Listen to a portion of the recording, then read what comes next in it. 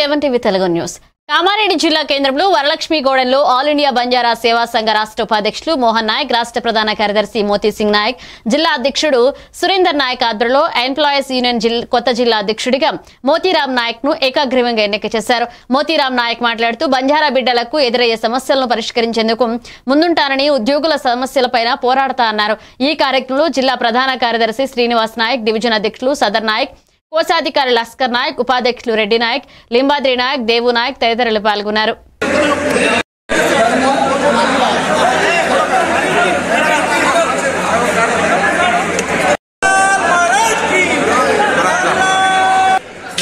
ఎంతైనా పోరాటం చేస్తాను. నా జాతిని కాపాడే స్థాయిలో నేను ముందంజలో ఉంటాను.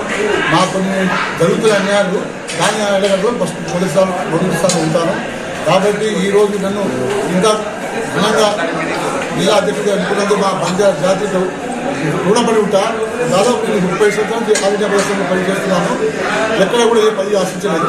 ఈ దాని మీద నా గౌరవంతో మా జిల్లా ప్రజలు, మా జిల్లా ఉద్యోగస్తులు అందరూ నన్ను ఎన్నుకున్నందుకు వారి నమ్మకాన్ని బొమ్మ చేయకుండా వారి ఇప్పుడు ఎల్లవెల్లో 24/7 నేను సేవ చేస్తానని నేను కూడా ధన్యవాదాలు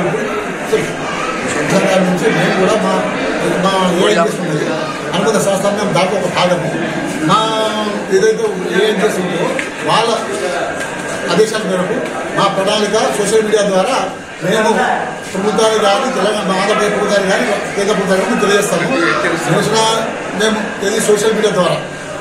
కాబట్టి ఎందుకంటే మేము డైరెక్ట్ దీంట్లో పార్టిసిపేట్ కాలేము, ఉద్యోగస్తులు. కాబట్టి ఇది మా ఎంతో ఉన్న యూత్ విభాగం ఉంది, జనరల్ సేవ సంఘం ఉంది, ఇంకో మహిళా సంఘాలు ఉంటాయి, అన్నీ ఉంటాయి. కాబట్టి మేము అందరూ కలిపి మా యొక్క అత్యనా బాబా